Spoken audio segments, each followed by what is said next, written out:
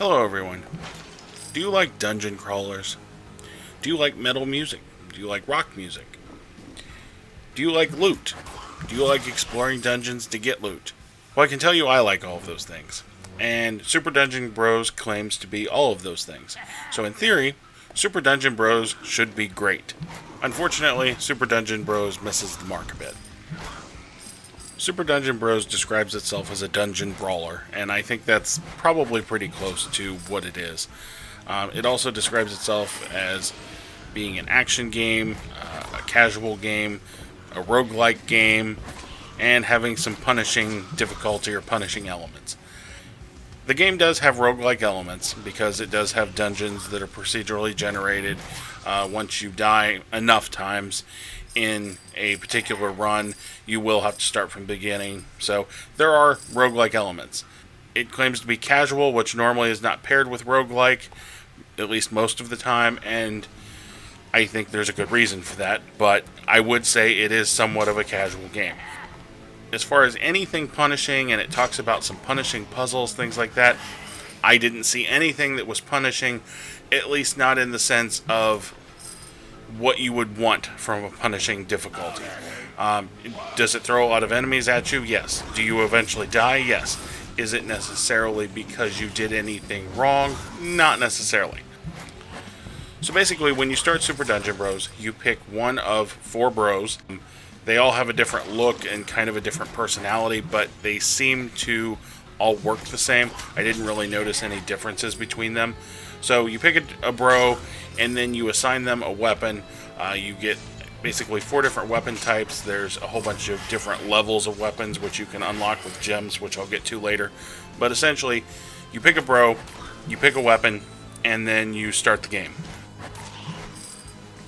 You'll select a level. At the beginning, you only have one level to choose from, and then you'll basically go through different floors or levels of that dungeon and trying to get loot. Really, you're trying to get gems. You're collecting coins along the way, which the coins help you buy different upgrades as you go through your run. However, your main focus is collecting the gems. With those gems, you're going to be able to unlock better versions of the weapons you decide you want to use. There are 4 types of weapons: a sword, I believe a mace, a wand or staff maybe, and a crossbow. Each one actually does work pretty differently. I will give them credit for that.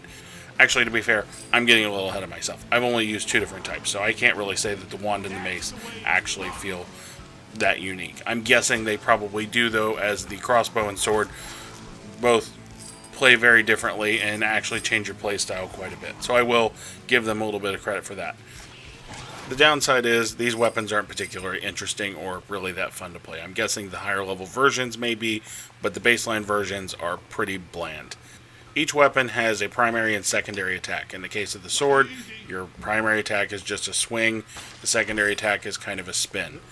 In the case of the crossbow, your primary attack is shooting basically a crossbow bolt. You have, I think, 18 or maybe it's 16 before you have to reload.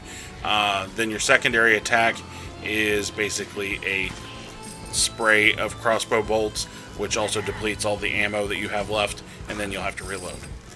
You notice I'm talking about the reloading on the crossbow quite a bit, and there's a good reason for that.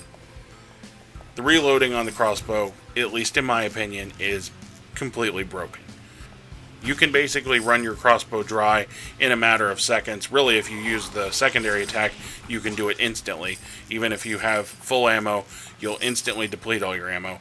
If you're using the primary attack and you even hold down the button for a second or two, you're going to deplete basically all of your ammo. After you deplete your ammo, then you're going to have to reload. Reloading takes you, I kid you not, 3 seconds. 3 full seconds you're standing there completely defenseless. I really shouldn't say defenses. You can run around in circles, but essentially that's all you're going to be doing, waiting for the reload. Then you can shoot all of your ammo within probably a second or two, and then you're going to do the same thing again. You're going to run around in circles, trying not to let enemies kill you while you reload for 3 seconds again. It's really just outright broken. I don't know why it's in the game that way. I'm guessing it's based on the idea that you're going to have, hopefully, 4 players playing with you, that nobody's going to play this game solo, which is absurd. But I'm guessing it's basically balanced around the idea that you're going to be with 4 other people, so you reloading while other people are at least in melee range, it's going to be okay. But trying to play solo using a crossbow is completely broken. The sword, luckily, is not as broken.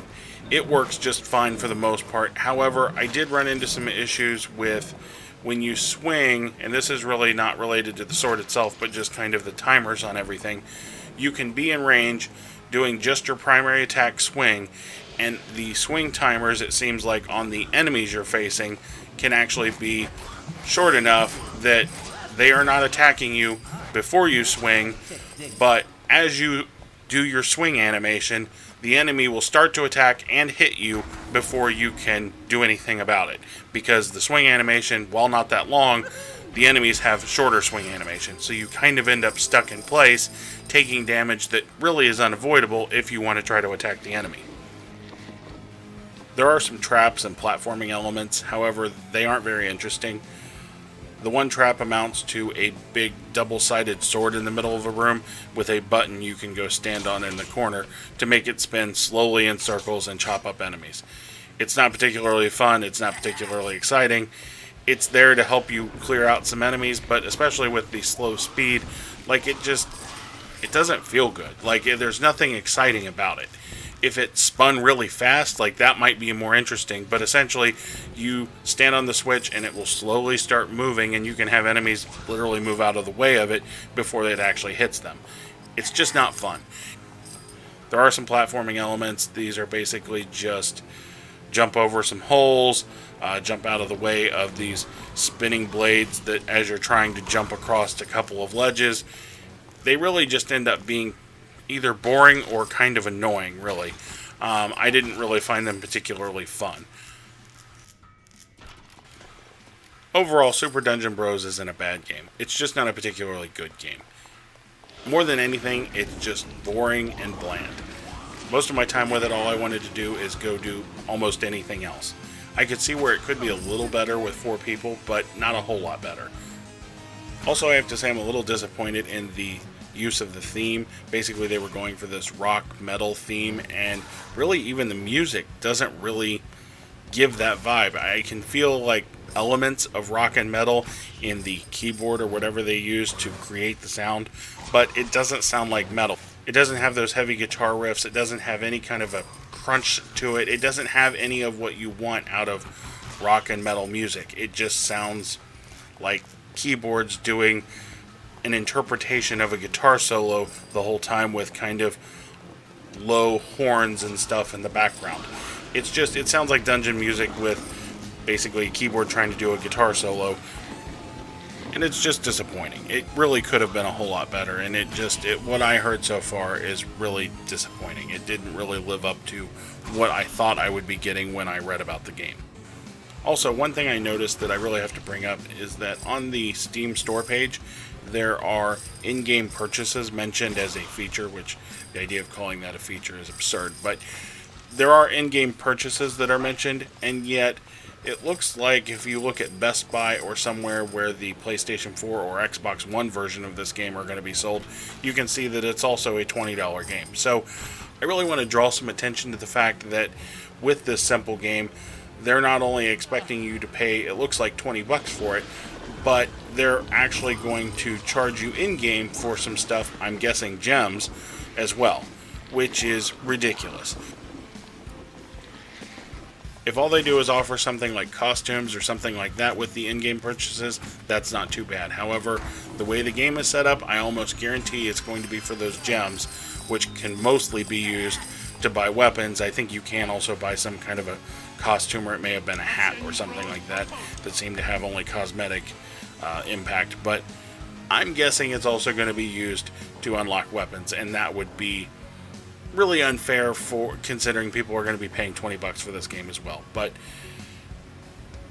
honestly, I can't recommend this game even without the in-game purchases, so that's really just an additional reason not to get this game.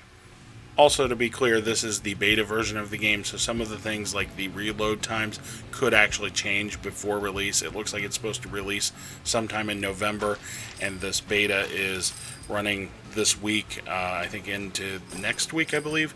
So the game may change before release. However, as of right now, all I can say is I see nothing here for especially a single player, even a group of people. It's not. There are better options out there. There are far better multiplayer games out there. There's really no reason to waste your time with this. So if you enjoyed the video, maybe subscribe, maybe give it a thumbs up. If you didn't like the video, feel free to give it a thumbs down. Either way, you can let me know in the comments down below what you thought, any feedback you have. And I will see you next time. Thanks for watching.